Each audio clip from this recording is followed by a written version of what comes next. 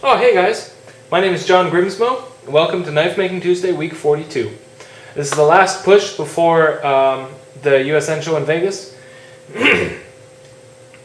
So we got a ton of work to do. Not going to have a lot of time to film and talk and stuff. So you're just going to be along for the ride. Right now I'm making pocket clips. Luckily this code is perfect from the last time that we did it, so I don't have to change anything really.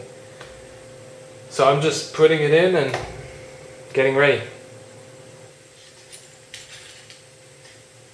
As you can see, I've got a whole ton of water jet blanks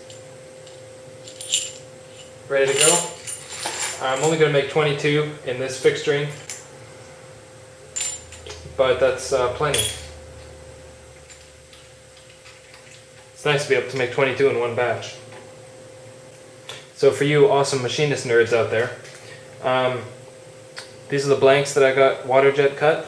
I had them water jet the holes 1/4 inch, 0.250, and these alignment pins that I'm using are about 2.4, let's call it 2.44. So a water jet hole tends to taper a little bit, so it's thinner on one side and thicker or bigger on the other side. So having them cut at 2.50 sort of makes the thinner part pretty much 2.44, which pretty much fits. I just had to run a letter D drill bit through it really easily, and now these fit in there quite nicely. So I'll show you how I set up the pallet. I use one pallet to cut my handles and my pocket clips, so there's a bunch of holes in here. I chose not to press these in from the back side, so I just use these pressed into there as alignment pins. Most of these holes have nuts pressed into the back side so that I can thread into them. And for example, let's just put a pocket clip in here. There's 2 reamed holes. So I place the blank right there, use these dowel pins to sort of align it. And the way the holes are machined and everything, it's not the most tolerance fit. There's still a little bit of wiggle. But for a pocket clip, that accuracy is irrelevant. There's plenty of, the clip is plenty oversized so that I'm cutting any slop off. But yeah, so I just hold it down, lift one up, and then drop the bolt down there. And then do the same for the other side.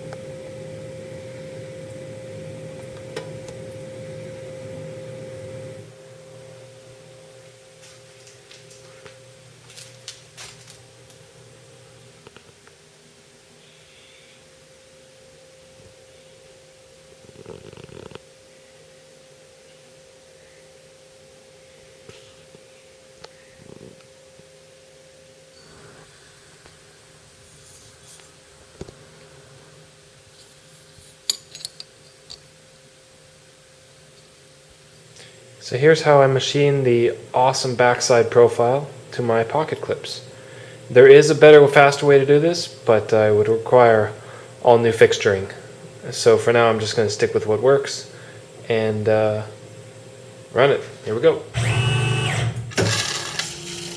Basically using a 1/4 inch ball mill to do linear passes.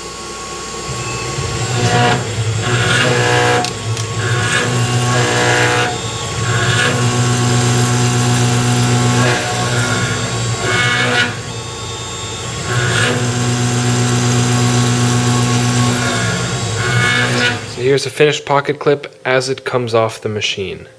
You can see a big burr on the side, although it bends very easily and will plink itself right off, no problem. The 2 tabs are still held on, but very thinly. I machined it on both sides, and it's so thin that they'll be able to bend right off. There they go. And then we're just left with a little burr there that'll be cleaned off quite easily on the belt grinder. Same for on this side. Unfortunately, due to just logistics, I do a corner rounder on the side, but I wasn't able to do it on the front edge here. So the front edge just has to be quickly rounded on the grinder. And that's about it. Scotch-Brite the face real quick, and then these are going to go off to get tumbled. Just that they match the handles, because we're going to tumble everything this batch. So there's a clip. Awesome, hey? So I mentioned that there's a quicker way to do it. Instead of machining it like this, line by line by line by line with a ball mill, you could mount it up on its side and bolt it to a fixture sideways, and then use an end mill like this one here from Lakeshore Carbide to just basically do it in one pass, bzzz, around that and then there, and that way it would be done in one pass. So that's an option that I might pursue in the future, but for now this works great. It's time consuming. But another thing I wanted to talk about real quick was, for making this pallet of handles, it took 7 different tools.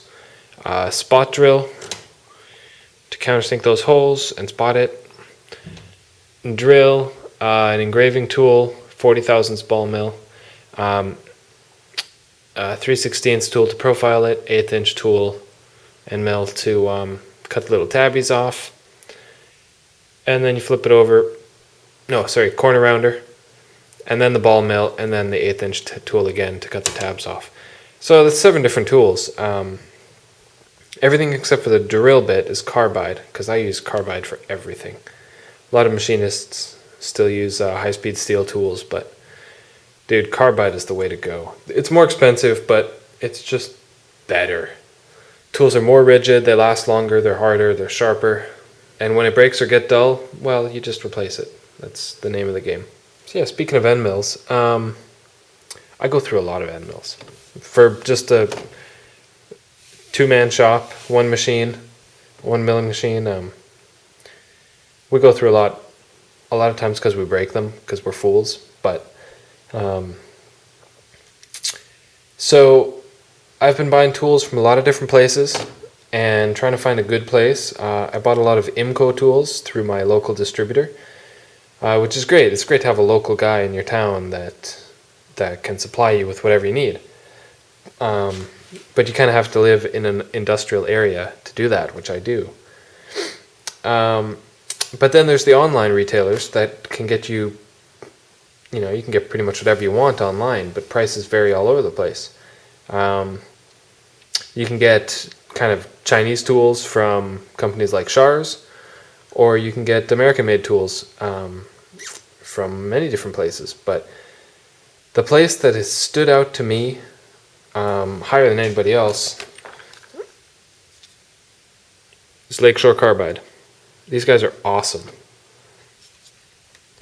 I have started buying everything from them.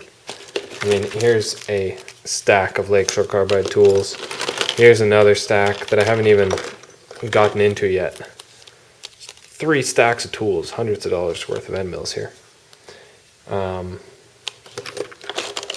That are just sort of backups, because I know I'm going to use them. I'm going to go through them. But I mean, Lakeshore has the best selection, the best prices. They're super high quality American-made tools. Here's a double-ended 3/16 stub 4-flute with Altin coating. I love using stub length tools. Like, you see how the cutting edge is short? Let's see if I can get an example.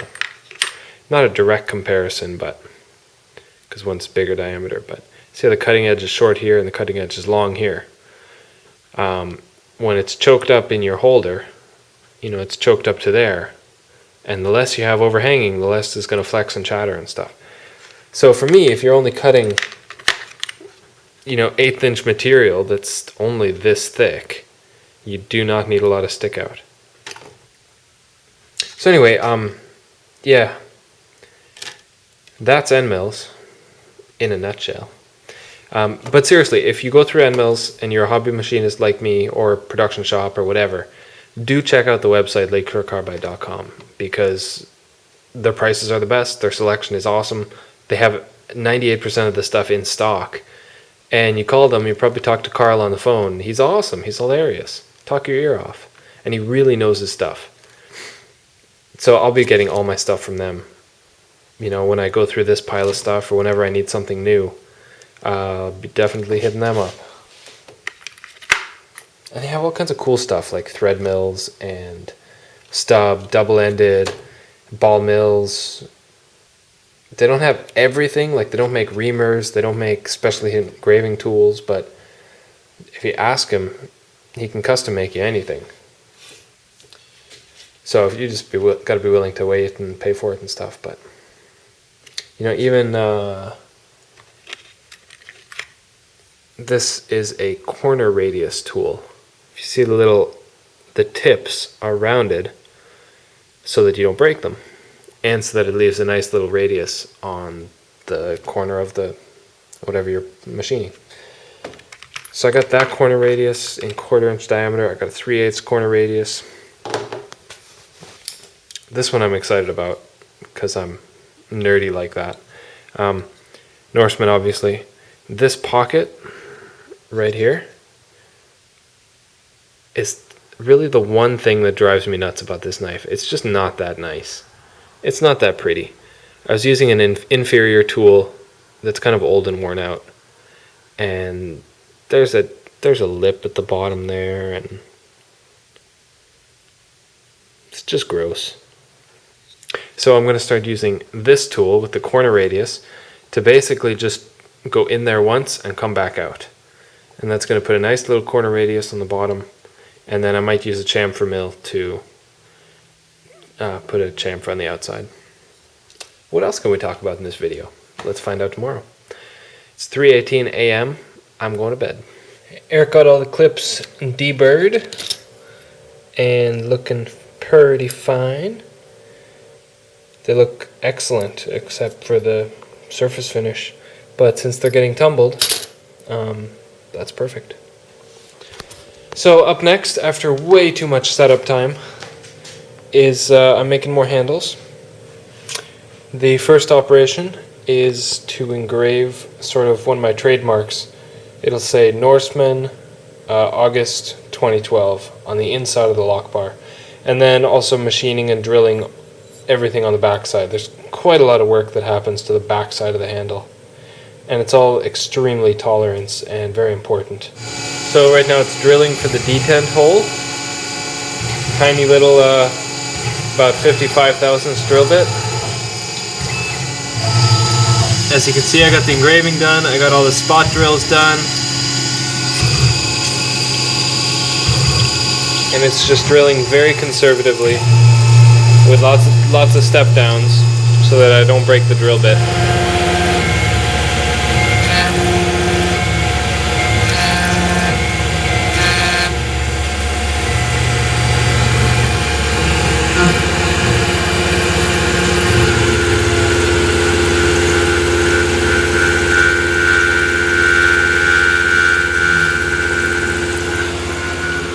So as you can see, I got a new LED ring light for the spindle. Seems to work pretty good, except there's a shadow exactly where the cutter is. Kind of hard to avoid, I guess.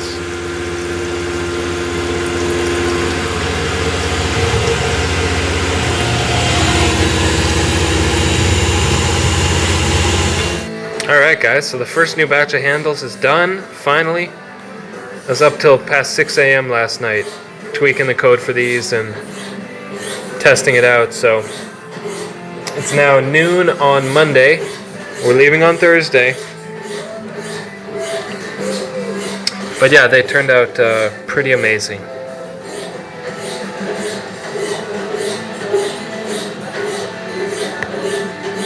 So scratches like this will come out in tumbling. But a little bit of chatter inside there that drives me nuts. I'm gonna have to change the way I do that yet again. That looks stupid. Maybe tumbling will smooth it out. I think it will. But we're going for all honeycomb on this batch, because honeycomb is just the bomb.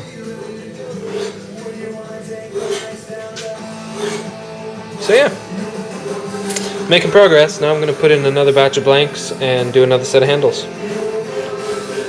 Sharpening. Oh, that was easy. Yeah. Yeah, just trying to get these done while the handles are being machined and try to have enough ready for USN. Okay, so I've got the second pallet of handles ready to go. It's getting much faster now that we know what we're doing. Hey guys, Eric here. Just messing with the new handles that we just milled out. I'm rounding out the edges, softening them up, getting rid of that the milling chatter and marks before we send them off to tumbling tomorrow. So we just wanted to show you a little bit of how we do this on the little grinder.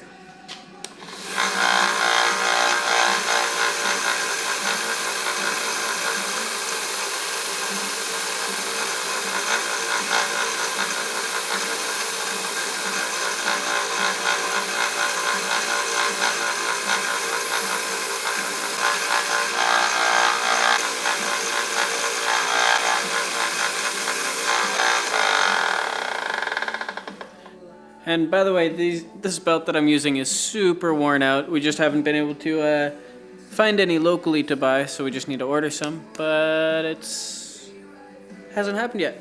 I don't know. This is the one I just did. You can see a little bit more shiny. This one's quite a bit more dull. But there's just all these little tiny milling marks all the way along the spine, so just wanted to get rid of them. Thanks. So this machine was clean last night, and now it's filthy with titanium. So once I do a preliminary cleanup, I'm not going to scrub the whole thing down, but once I clean it up, I got to take both the aluminum fixture and the steel subplate off the machine so I can place my vise on there. Notice the gloves because I just don't feel like getting completely nastified right now.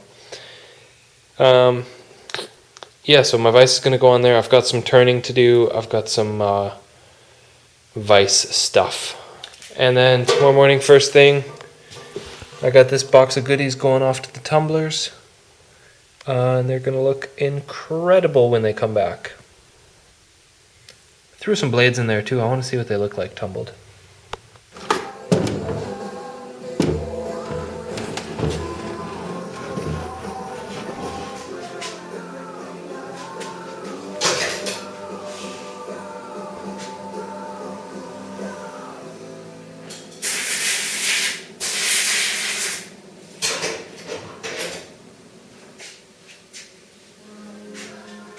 What's up, guys? So it is like 3 a.m. Tuesday night, so Wednesday morning. We're leaving in just over 24 hours.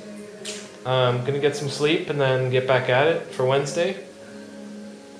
But we've made incredible progress today. The knives are coming together great. The last things are pretty much detent, lockup, and anodizing. Today Eric went to the tumblers and picked up all of our handles.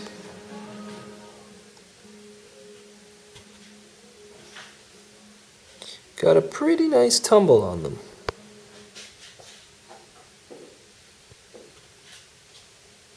Yeah, so I'm happy with that tumble. It looks awesome. I did the clips as well. So it's all gonna match. We're gonna put together some knives that are silver, just because it looks awesome as silver. We tumbled some blades too, just to see what they would look like. And I think they look pretty sweet.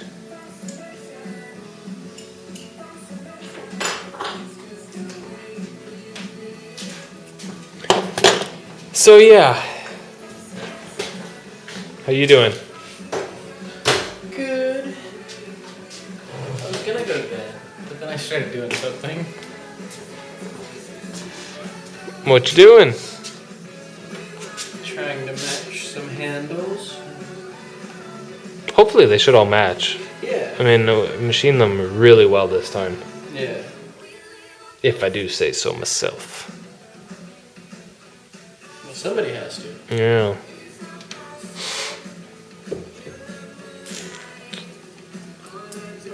Yeah. Anyway, like I said in the last video, all the knives are going to have a ceramic detent ball, so I got to press all those in. I might try to do that tonight. And then sleepy. So yeah. Eric got them all sharp today. I think he took some film already. Okay, new plan. I was pretty much supposed to edit this video like yesterday and post it up yesterday. It was Tuesday. All I have left is Wednesday to do the work that we have to do, so I'm not going to upload this video this week. So this Knifemaking Tuesday is pretty much a 2-week compilation. Congratulations! Yeah, congratulations. So that leaves me a few hours that I don't have to sit in front of my computer and edit video. Yeah, and it lets us show the finished knives and the finished processes in this video instead of waiting till next video to do that. So that's that.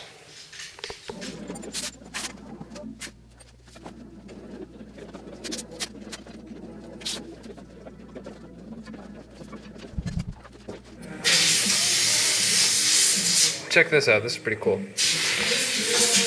Actually, you can kind of see it quite well, but once I turn my new light on, boom! That light is awesome.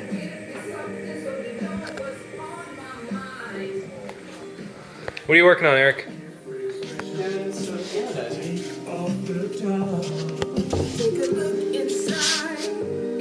Just checking out my green. Ooh.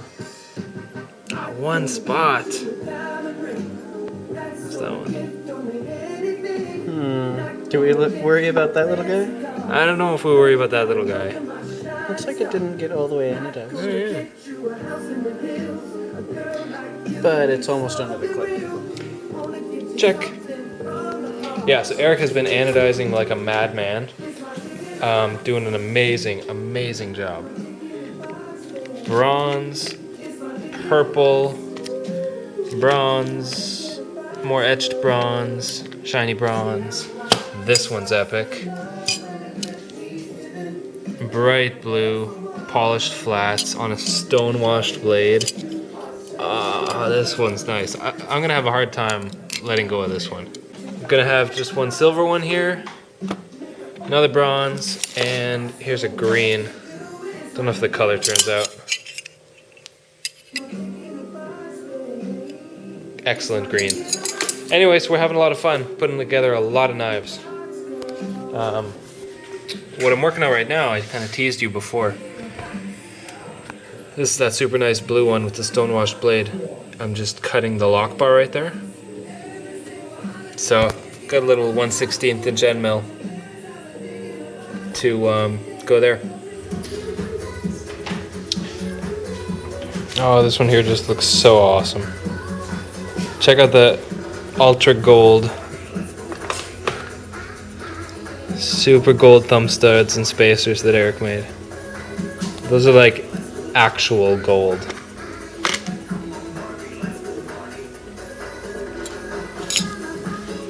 Awesome. So happy with how this one turned out. How they all turned out, of course, but in this segment, I am going to demonstrate how I cut the lockbar. Yeah, lockbar. It's pretty much 1 a.m. When I first machine them, I leave a tiny little bit at the bottom, just so that this doesn't chatter, and then I can come in later with a clamp like this and cinch it down and then do my adjustments. So the first pass is going to go all the way down and slice off that little bit on the bottom and clean things up.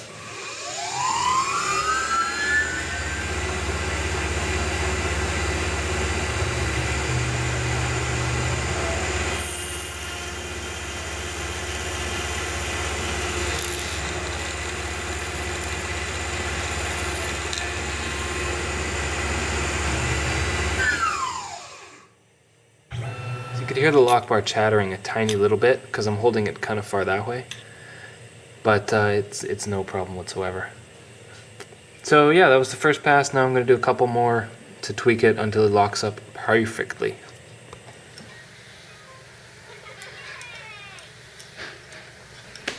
Hey guys, so the show has already come and gone. I'm home already. Eric's off in Seattle having fun with his old friends, and I just wanted to wrap up this video to sort of bring it to a close and answer a few things that I learned at the show. So we got 14 knives done for the show, but we were in such a rush that we made a few mistakes on some of them, and as we're putting them on the table, we realized that some of them we can't sell these ones. The biggest problem was that if you look at the blade, notice that it's off center on this side. Some of them were so bad that they were actually rubbing and scraping on one side. You can hear it.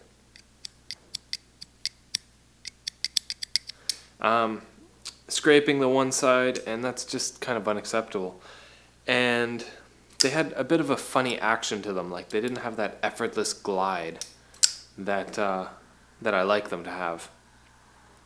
So I did sell a few at the show, which was awesome, but not as many as I was hoping to, because A, we took a lot of them off the table throughout the show, and because I just wasn't happy with them, and B, I just don't think I'm that well known on USN yet. I haven't really advertised these at all. The only posts about them are 1 or 2 posts by people who've gotten them so far. So I just think I need to promote myself better on that forum. I'm more of a YouTube guy. I mean, all my followers and subscribers, you guys know all about me. So for next year, now I know. I registered a table for next year already. So I'll sort of hype the forums and post pictures and stuff throughout the next year. I'll be good to go.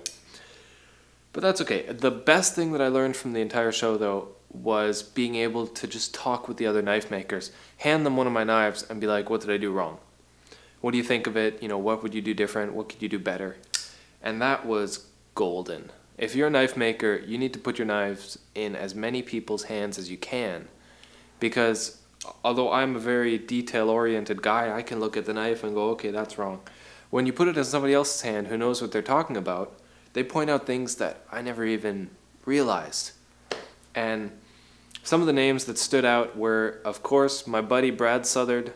I sat down with Todd Begg for several sessions of like half an hour each. He's awesome. Highly, highly admire Todd Begg as a knife maker. And RJ Martin was the other guy. He was nice enough to sit down with me and just answer a lot of questions that I had and come up with ideas to make the knife even better. Jerry McGinnis was another one. Young knife maker, but he's been doing it like forever, and he makes extremely high quality knives.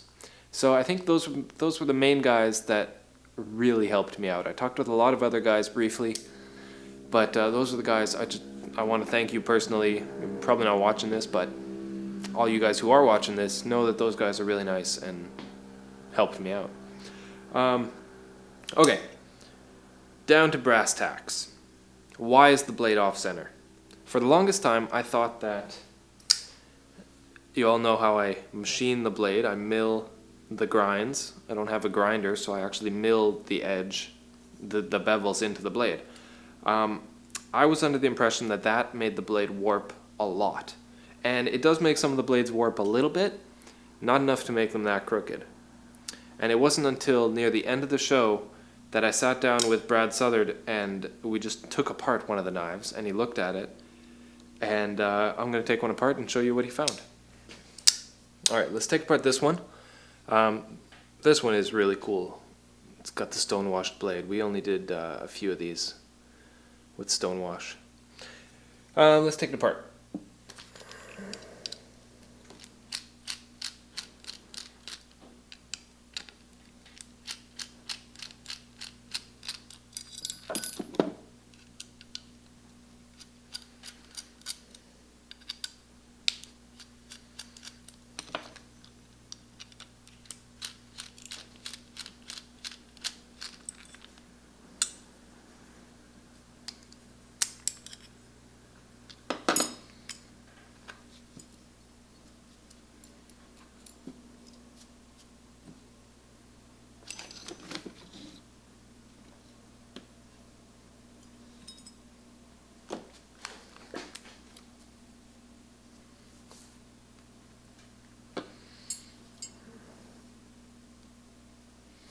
So I've got my other camera here with macro, so we can get nice and close. Alright, here's the inside of the knife. When the bearings come out, you can see the bearing race where the balls have sort of created a dent in the titanium. Except if you'll notice, the dent is way deeper at the top and hardly noticeable at the bottom. Let's check out this one.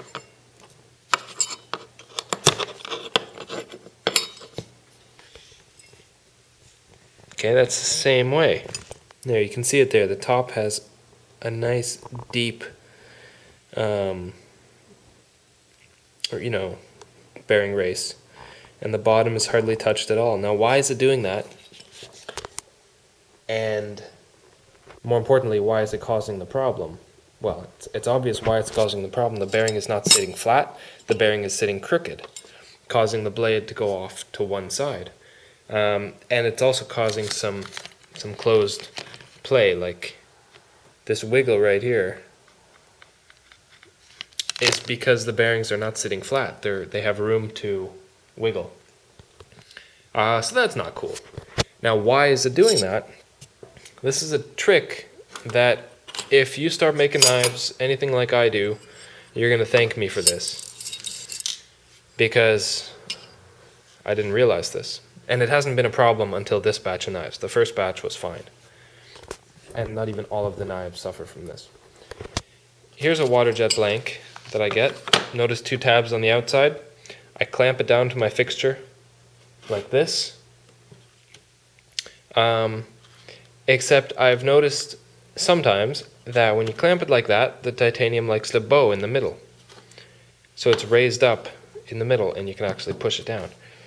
Ideally, you'd have a clamp here and 2 clamps right here. That keeps everything dead flat.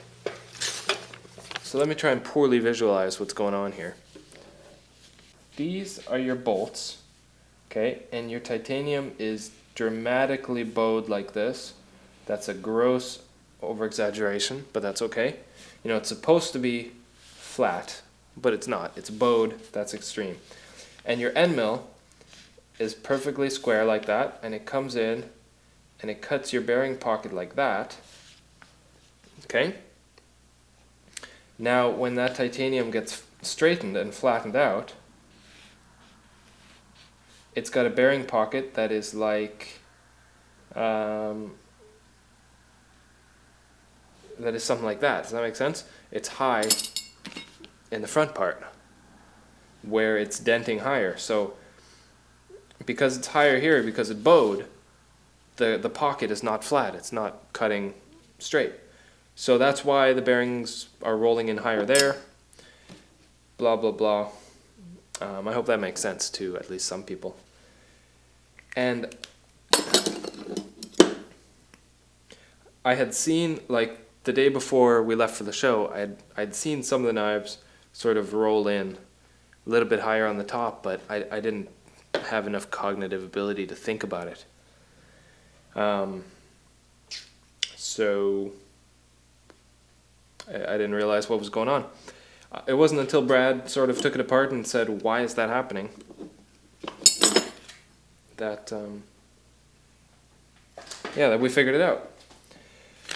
The question then becomes, how do we fix it? Quite simple, you say. No, quite simple, I say. Instead of clamping the part down like this and letting it bow, it needs to be clamped just like I clamp my blades when I do the thingy, the bearing pocket here. I clamp it from either side of the blade as tightly around the hole as I can, and I do them one by one. So I need to clamp these things from here and from here, make sure it's dead flat, and then machine my pocket. And I stayed up till 3 a.m. last night fixing a lot of knives, and they're all perfect now. Now, because I'm removing more metal, it makes the pocket deeper, and I need to fill it with something. So I've got these tiny 12 thou steel washers. These are hardened washers that I'm using to fill the gap. So basically I'm removing 12 thou, stuffing a washer in there, we're good to go. So here I've got 2 knives that I finished last night, fixed them all up. One's sort of a purpley, almost blue color with a bronze clip. One's blue with polished flats. blue back. But check out that blade. It's as close to center as I can make it. Plenty happy enough with that. And they're much smoother. You know, the blade pretty much falls. It needs to be broken in a tiny little bit.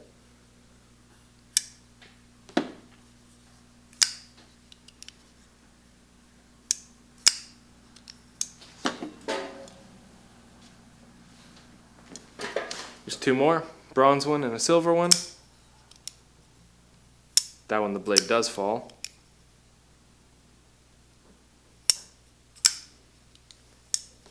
Silver one, these things are just smooth now.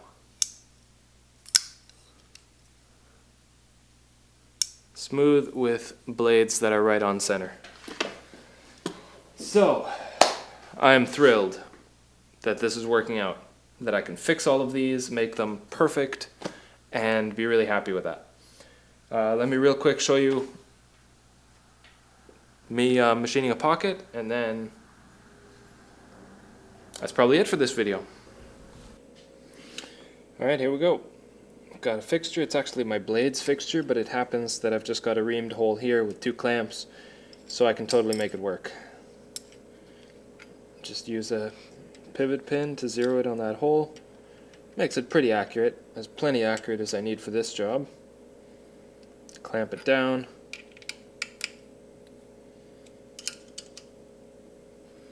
Do not forget to remove that guy, and then we'll machine it. I'm going to keep an air blast on here, just to keep the cutter cool.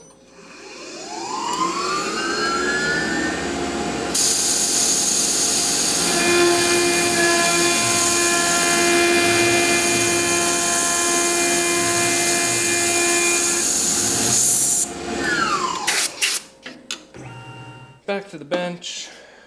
Got a 3/16 reamer. Just gonna re-ream that hole because there's a big burr inside. 6 flute countersink, also from Lakeshore, like I talked about before.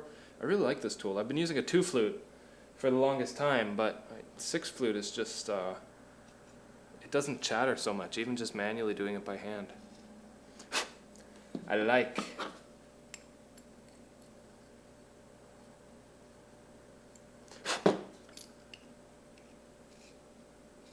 It just glides.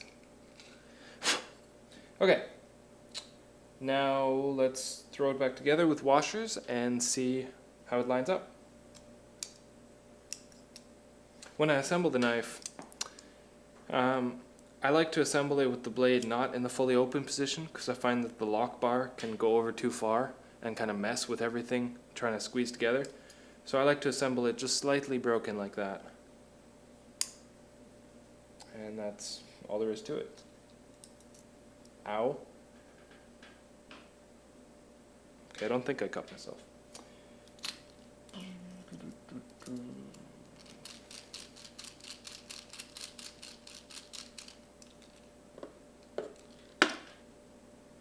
Make sure there's no play, nothing. Oftentimes I'll like to put a bolt right here or screw in the frame just to make sure that they're pinched properly and not bent, warped, whatnot. No blade play. When I disengage the lock bar and sort of jiggle the blade, it goes very free. And oh yeah. Remember how off that one was? It was scraping the wall. And all I did was remachine those pockets and add washers. And now it's golden. So there you go, folks. That is how I just fixed a lot of my knives. If you're a knife aficionado, you will have heard of a Hinderer XM18. This is the Hinderer lock bar stabilizer, and what it does is it prevents the lock bar from moving over too far. You know, when you disengage it, you have to move it over. But if you bend it too far, I did actually cut myself. But if you bend it too far, you can ruin the spring tension of the lock bar, which is perfectly set by me not on the hinderer, but on my knives. And so if you bend it too far, you'll screw it up. And on my knives, this little cutout area is where all the bending happens, and some of them ended up thinner than the others. I have figured out why that happens. Again, it's due to the titanium warping, so I need to clamp it better. But so some of them are thinner, which makes them even easier to over travel. So having a lockbar stabilizer like the hinderer is a good idea. Now, not having talked to hinderer yet, I know you can license these, so I might look into it. But for now, for the ones that are really bad, see this little pin inside there? There's a pin, and then on here there's a machined pocket, you can see it. And the pin is basically a 1/16 drilled hole into the lock bar. The pin is pressed in, and it prevents it from over traveling. So I only did this to about 6 of the knives, I think, maybe 7. Only the ones that were really, really light. And I'm really happy with it. I think it's awesome. I gotta start doing it to all of them. Another neat way to do it, this is a Kershaw tilt that I'm borrowing. Also on ball bearing system, very cool knife, titanium, carbon fiber. Very neat looking knife. The blade is actually 2 blade steels that are laser welded together. So that's pretty cool. Anyway, the purpose of me showing you this is their lock bar cutouts. See how it's so thin? It was either laser cut, which probably laser is what I'm thinking, or using a wire EDM machine, basically a wire that erodes it away. But it's not cut straight, it's cut at an angle. So the angle of that cut prevents it from moving over too far. The only downside to this and my system that I did is that when setting up the knife,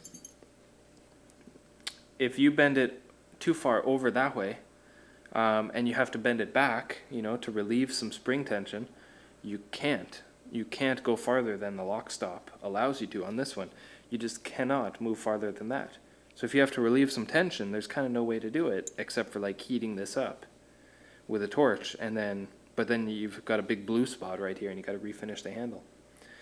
So that is the definite upside to the hinderer system, is that you just take off the little disc and then bend it to wherever you want and put the disc back on and you're good to go. So definite upside. The downside is you've got a lot more parts to handle and machine. And this, as awesome as it is, just seems very complicated, unless it was done with a laser, because that'd be pretty quick. Okay, moving on. So yeah, I just wanted to show off the little pin that I put in on some of these. It's cool. What else? What else? Anything? Bueller? I don't know, I'm just rambling, guys. Haven't videoed in quite a while. So, feeling the need to offload. That stings now. I did slice myself.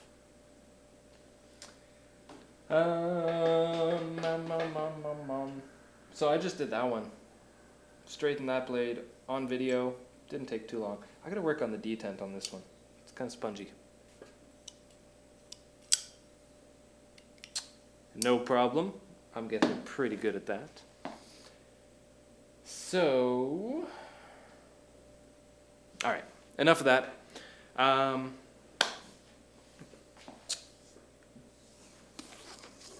That'll probably be it for Norseman stuff, video stuff for a little while. I've got some neat projects starting next week that I'll be showing.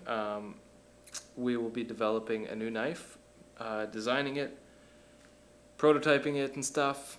And I've got a big announcement to make that I'll be making within the next week. I'll do a cool video on that. And lots of exciting stuff happening. What else? What else? T-shirts. Check it out. Green JG on the front. I don't know if you can see that. I can't see the screen. Big Viking helmet. Grimsmo Brothers on the back. Grimsmo knives, I guess it says. I have quite a few of these available in various sizes, and I can get more. So if you want one, they're $20. send me a message or preferably an email, myname@gmail.com. And yeah, I got a bunch of these. They're really nice t-shirts. These are black. I have some green ones that I've got too. Might as well go get one. Let's call it $20 in person, $25 shipped anywhere. Here's the green one that I was talking about. I am the Norseman. And little JG at the nape of the neck in the back. So I've got some mediums, large, extra large. I don't think I got any 2X. I don't have a lot of them because Eric and I stole a bunch for ourselves and gave a few to friends and stuff. But I can get more made, so let's see what the interest is all about and start representing. I want to get some made Knifemaking Tuesdays as well. I think that'd be cool. So, yeah, send me an email to see if I have any left in stock and in your size. And if I don't, and you want to be put in the order list for the next round of t-shirts that I do, just let me know. Okay, one last little thing I wanted to show, just to end the video, is some of the cool colors that that Eric did. The night before the show, I guess we didn't even talk about that. You're crooked.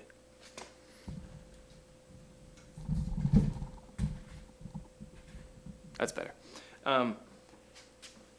Let's see. We left for the show on Thursday morning at 7 a.m.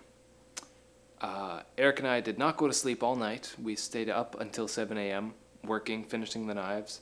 We finished at about 6:30, had a quick shower, bowl of cereal, and we're out the door at 7.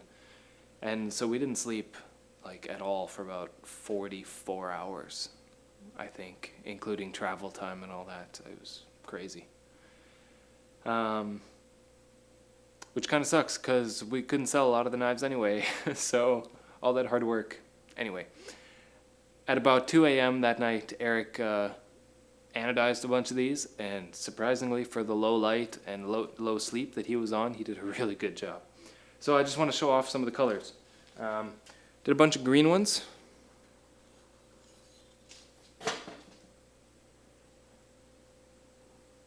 Green. Shadows everywhere. Okay, those are green. Did some silver ones. Just left them all silver. These are stone washed. Pretty sure we did close-ups of the stone wash of the SW.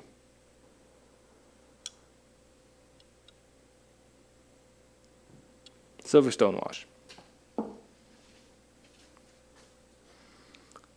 Simple light blue. Very nice, sort of a powder sky blue with, I believe, green spacers and a green thumb stud. Awesome. This one I quite like. I'm not usually a huge fan of purple. This is kind of purple blue, blurple, with dark bronze thumb stud and spacer and a bronze pocket clip. I just think this looks classy. I love it. And probably my personal favorite so far is this blue honeycomb, polished flats, blue backside, a nice sort of, just a nice blue. But the coolest part to me is these gold spacers and the gold thumb stud. If I can, there's a little bit of light right here.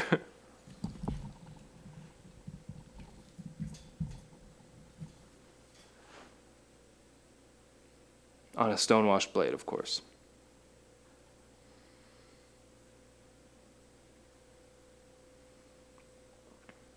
Just the gold that he got on these was nuts. I don't know if it's showing up too well. Anyway, even this is the knife that Brad and I took apart and sort of figured out the problem.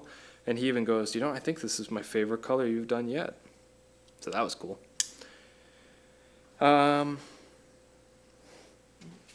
And I know some of you are going to ask what's going to happen to all these knives. I have a long list of emails of people waiting that have placed orders and are waiting for me to make those orders. And although these aren't what they ordered, those are the people that get emailed first and get first crack at these. If you want to get put on that list, send me an email.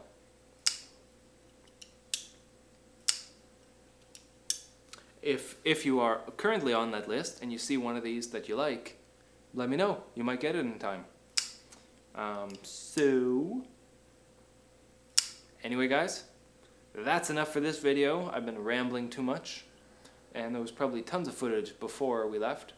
So thanks for watching. Stay tuned for next week. There's going to be a cool new segment that we're going to have a lot of fun with. Take care, guys. Thanks. Bye.